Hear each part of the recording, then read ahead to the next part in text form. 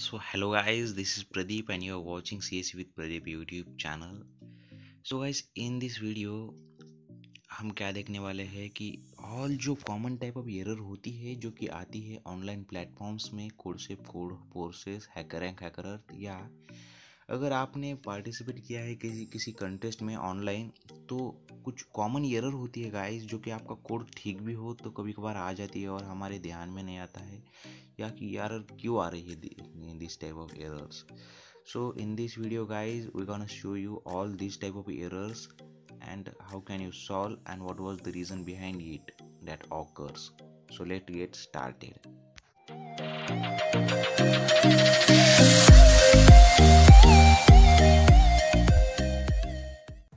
So guys, first error is the floating point error.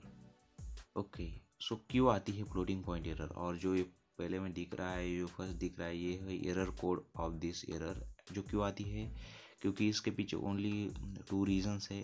अगर आप कोई नंबर डिवाइड कर रहे हैं जीरो से okay it's impossible in programming you can not divide any number with zero. Okay so अगर आपका प्रोग्राम कुछ भी ऐसे अनएक्सपेक्टेड कर रहा है तो ये एरर आती है फ्लोटिंग पॉइंट. और सेकंड जो है calculate the square of negative number.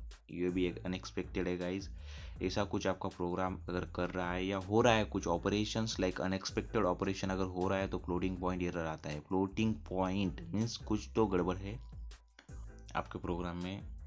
So you have to check all this code of your program. Okay so second error guys the fatal error.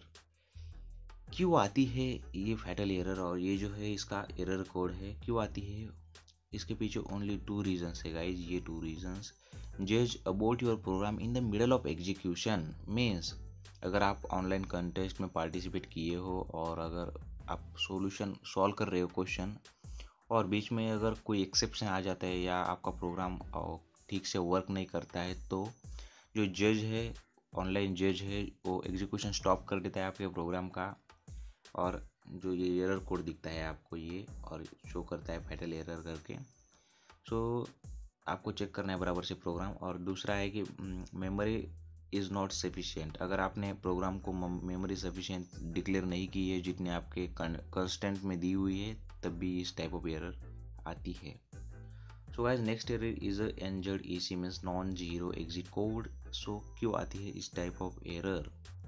So the NZ EC error आती है only the for that three reasons in C और C++. अगर आप भूल गए return zero लिखना programme में तो आपका प्रोग्राम रन ही नहीं होगा तो आपको नॉन जीरो एग्जिट कोड ये एरर आती है. और सो गाइस सेकंड रीज़न क्या है your program throws an exception which is not catch means आपका प्रोग्राम कुछ एरर थ्रो कर रहा है बट जो कंपाइलर है वो कैच नहीं कर पा रहा है तो नॉन जीरो एग्जिट कोड ये एरर आती है. थर्ड रीज़न क्या है your program is trying to allocate too much memory in a vector means आपके प्रोग्राम की लिमिट है 1 MB की गाइस. 1 MB की अगर आपका प्रोग्राम एलोकेट कर रहा है 10 MB तो ये नॉन जीरो एग्जिट कोड ये टाइप ऑफ एरर आती है. Okay so guys fourth error जो है ये है सेगमेंटेशन फॉल्ट. इसका ये जो है error code most common error है गाइस बिकॉज मैं भी बहुत बार फेस कर चुका हूँ ये एरर. और आप अगर फेस कर रहे हैं तो इसके पीछे ये थ्री रीजंस होते हैं गाइस. अगर फर्स्ट रीज़न है कि आप अगर कोई भी ऐसा इंडेक्स या ऐसी कुछ वैल्यू एक्सेस करना चाहते हैं जो कि इम्पॉसिबल एक्सेस करना मीन्स ये जो एग्जांपल दिख रहा है आपको नीचे अगर आप एरे में -1 इंडेक्स की वैल्यू अगर एक्सेस कर रहे हैं तो सेगमेंटेशन फॉल्ट आता है. Segmentation means memory related fault. Segment means memory आप एक्सेस कर रहे हैं जो कि इम्पॉसिबल है जो मेमोरी एक्सेस करना -1 पे कुछ इंडेक्स पे कुछ नहीं होता है तो अगर ऐसा कुछ हो रहा है मेमोरी के रिलेटेड तो ये एरर सेगमेंटेशन आती है. Second reason causing the buffer overflow the incorrectly initialize pointer. अगर आपने पॉइंटर भी बराबर से इनिशियलाइज नहीं किया है तो भी ये एरर आती है. Generate when a program tries to read और write the data outside of a memory like that. okay first and last reason same है गाइज. आप कोई भी ऐसा एलिमेंट एक्सेस करना चाहते हैं जो कि आउटसाइड ऑफ मेमोरी है तो सेगमेंटेशन फॉल्ट आता है. Fifth type of error is guys SIGXFSZ, means the output is too large. आपका प्रोग्राम बहुत ज़्यादा ही कुछ आउटपुट दे रहा है जो कि इम्पॉसिबल है प्रिंट करना या कुछ करना, तो आपको चेक करना है आपका आउटपुट गाइस ठीक से, इसके वजह से भी ये एरर आती है। और the next error is guys the time limit exceeded. Okay, so ये एरर तो मोस्ट कॉमन है गाइस, हर प्रोग्राम में मेरे तो आती है टाइम लिमिट एक्सीडेड।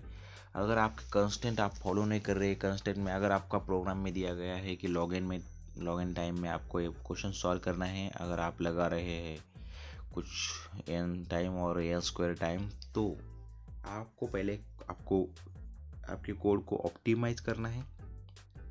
और सी और सी प्लस प्लस में मैं कुछ ट्रिक्स बता देता हूँ। आप सी इन और सी आउट के नहीं यूज़ करना है, और आपको यूज़ करना है वहाँ पे स्कैनफ प्रिंटफ, और ये हेडर फाइल आपको इंक्लूड कर देनी है, और बहुत सारी ट्रिक्स भी है। तो ये सब फॉलो करके आप अपनी टाइम लिमिट एक्सीडेड जो एरर है इसको आप सॉल्व कर सकते हैं। और मेन तो है कि आपको लॉजिक ठीक से लिखना पड़ेगा, डिफरेंट लॉजिक लिखना पड़ेगा, और आपके कोड को ऑप्टिमाइज करना पड़ेगा, तभी आप जाके इस एरर को सॉल्व कर सकते हैं। जो सेवंथ एरर है गाइस वो है MLA, means the memory limit exceeded.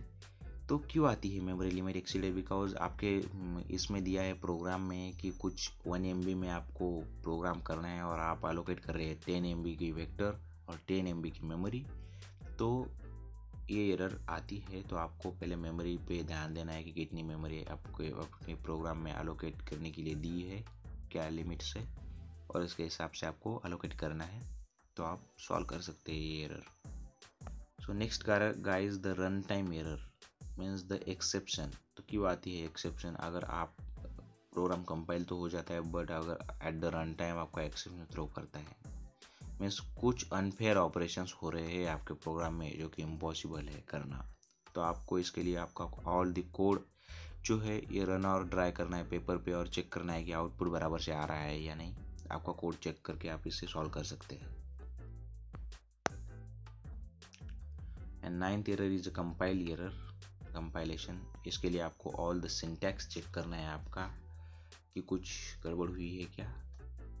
और फाइनल एरर है गाइस वो एक कंस्टेंट वायलेशन, मीन्स आपके प्रोग्राम में ऐसे कंस्टेंट दिए हुए हैं मेमोरी के रिलेटेड या टाइम के रिलेटेड, अगर आप ये जो कंस्टेंट है ये फॉलो नहीं कर रहे हैं बराबर से, तो ये एरर आती है। ऑनलाइन प्लेटफॉर्म्स में या कंटेस्ट में पार्टिसिपेट किए हो तो कंस्टेंट वायोलेट कर रहे हैं आप, तो ये एरर आती है।